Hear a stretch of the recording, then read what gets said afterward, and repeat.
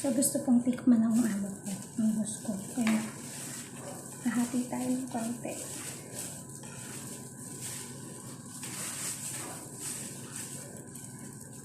Tingnan natin, ha?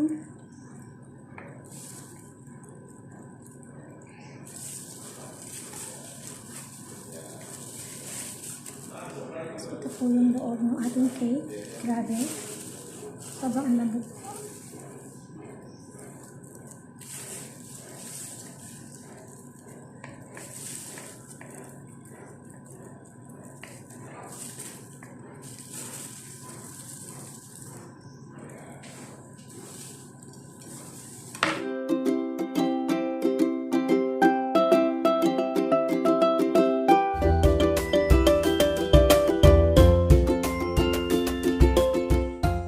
Hello lovely people!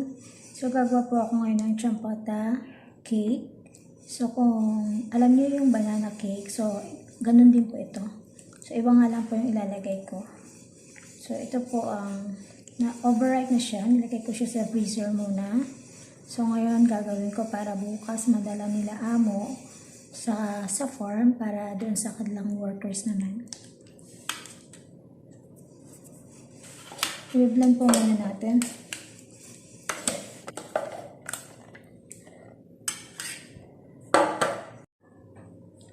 So, ayan na. Blend ko na po.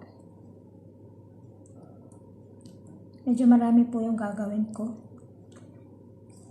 Hindi ko alam kung ilang doble ng ingredients yung aking, na measurement kung aking gagawin. Pero titingnan ko na lang.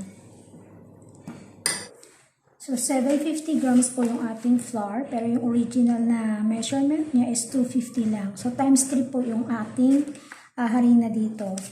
Then, naglalagay po ako ng baking powder. So, 1.5 tablespoon, teaspoon, i-times 3 natin yun. 1 times 3. So, 2,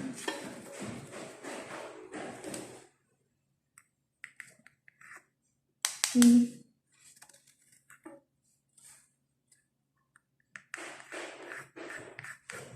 4, 4.5 po siya. Yan, medyo marami kasing gagawin natin. Then sa ating baking soda naman, ito baking soda. So, 1/2 lang po siya sa original. Then, times 3 natin. 1, 2, 3. So, yun po yung ating baking powder at baking soda. Sa ating salt naman, maglalagay po tayo ng 1/2 lang po na fine salt. So, okay na yan. Then, sa ating sugars, original po niya na measurement na recipe is 250 grams pero masyadong matamis kasi po ang champota is napakatamis. So, meron lang po ako dito 300 grams. So, yan guys, meron po tayo ditong milk. Full cream milk ang ginamit ko. So, 125 times 3. No? Times 3 po yung ingredients kasi nga marami. Then 100 ml ng vegetable oil times 3 din siya. So 300 ml to. Then meron ako dito ang emulsifier. So 5 grams lang yung aking ilalagay. So times 3 is 15 grams. Then sa itlog, meron ako dito 1 dozen. So for each ingredient sa measurement niya, sa tamang ano niya is 4 na itlog lang. So, times 3 lahat yan. So, lahat po yun is times 3 kasi nga medyo marami yung aking gagawin na cake.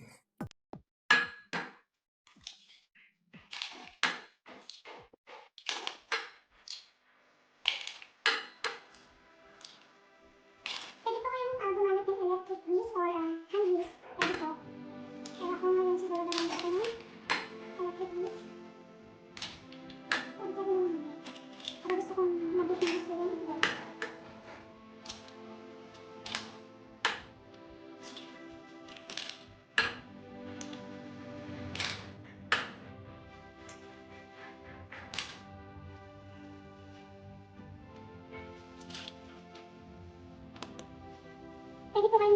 butter.